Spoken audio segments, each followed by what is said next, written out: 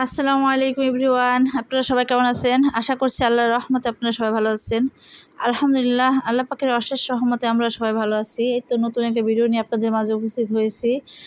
আর এই ভিডিওটা হচ্ছে ঈদের দিনের, কারণ ঈদের দিনে ভিডিও করে আপলোড করা আমার পক্ষে সম্ভব হয়নি, কারণ অনেক ব্যস্ত ছিলাম। তো ঈদের দিনে ভিডিওটা তার পরের দিন দিয়ে দিলাম। আশা করি ভিডিওটা আপনাদের ভালো লাগবে, সাথে থাকুন, দেখতে থাকুন।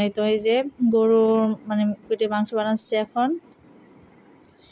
গরু জবাই করা, গরু দেখানো, অনেক অনেক দেখেছি এরকম ভিডিও করেছি, কিন্তু এত ব্যস্ত যে এগুলো করব। আর আমাদের গরুটা হচ্ছিল কিনে এনে খামারে রেখেছে, তো তো আপনাদের যে দেখাবো তাও দেখাতে পারিনি। যাই হোক, তারপর ঈদের দিনে ভিডিওটাই করলাম। তো যে আদিয়াত হচ্ছিলো, বাতাস দিচ্ছিল, কারণ ওখানে পিঁপড়া আসছিল অনেক। ও ভাবছিল বাতাস দিলে ওখানে পিঁপড়া চলে যাবে। আর এই দিক দিয়ে হচ্ছিলো যে গরুর চামড়া থেকে মাংস ছাড়াচ্ছে, এই যে ওরা ছাড়িয়ে নিচ্ছে। আর এখানে আমার ফুয়াতো ভাই আছে, ও ছাড়াচ্ছে এটা। আর হলো আর সবাই ধরেছে। আর এই যে হচ্ছে গরুর ভুঁড়িটা, এটা পরিষ্কার করতে হবে। আর এই যে গরুর মাংস বানানো হয়ে গিয়েছে। তো আমরা যেটুকু পেয়েছি ভাগ করে সেটা নিয়ে আসছি, আর বাকি 2 ভাগ 3 ভাগ করে 1 ভাগ আমরা নিয়ে আসছি। আর বাকি 2 ভাগ 1 ভাগ গরিবদের দিয়েছি, আর 1 ভাগ আত্মীয় স্বজনদের। তো আমরা মাংস বানানোর প্রথম দিক থেকেই আমরা আগে 10 কেজি নিয়ে মেপলো আমরা বাসার জন্য রান্না করেছি। আর যখন মাংস বানানো হয়ে গেছে, ওই বাকি 10 কেজি আবার দিয়ে দিয়েছি আমাদের ভাগ থেকে দিয়ে দিয়েছি। কারণ সেই পরিপূর্ণ মাংস বানিয়ে মাপা হবে, তারপরে রান্না করা হবে। তো সেই মাংসটা যে রান্না করতে করতে অনেক দেরি হয়ে যাবে, এই জন্য আগেই বানিয়ে নিয়েছি। তো এই যে আমাদের রান্না করা হয়ে গিয়েছে।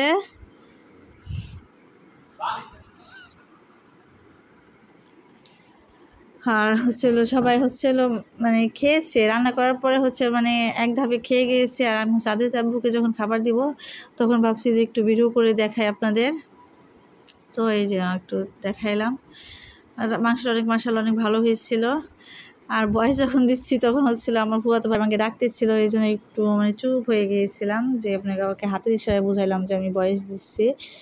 তো দেখেন মাশাআল্লাহ কালারটা অনেক সুন্দর আসছে। আর রান্না মাংসটা এত মজা হয়েছে যে সবাই অনেক প্রশংসা করেছে। তো এই যে আমার ভাই হলো এই যে ফুয়াতো ভাই করতেছে, ওই যে পায়াগুলো কাটতেছিল। তো ওইগুলো কাটা হয়ে গেছে। আর ও বলতেছে যে আরও গরম পানি লাগবে। তো এই জন্য ওইগুলো উঠে বালতি নিয়ে যাচ্ছে গরম পানি নেওয়ার জন্যে। আর যেটা কাটা হয়ে গেছে এটা নিয়ে রেখে দেবে। আর এই আমার ফুয়াতো বাড়িটা অনেক গরু কোরবানির সময় আসে, কারণ অনেক পরিশ্রম করতে পারে মাশাআল্লাহ। এই জন্য আমাদের অনেক হেল্প হয়। যাক, এখানে কাটাগুলো নিয়ে গিয়েছি, কাটা পাগুলো। আর আমি বাকি পাগুলোর কাছে আমি পাহারা দিচ্ছি দাঁড়িয়ে দাঁড়িয়ে, যদি কোনো কুকুর আসে, কিছু আসে এখানে, এই জন্য দাঁড়িয়ে দাঁড়িয়ে পাহারা দিচ্ছি আর আপনাদেরকে ভিডিও করে দেখাচ্ছি।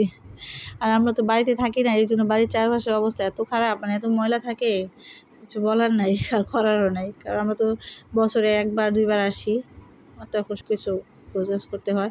এই তারপর খালাম্মা আচার বানাচ্ছে, আমের আচার। আর এই আমগুলো ফ্রিজে ছিল, ফ্রিজে কেটে রেখেছিল আচার বানাবে বলে। তো এখন ফ্রিজ ভর্তি তো মাংস, এটা রাখা যাবে না, এই জন্য আচারটা বানিয়ে দিচ্ছে। আর এই আচারটা অনেক টেস্টি হয় মাশাআল্লাহ, অনেক অনেক টেস্টি হয়।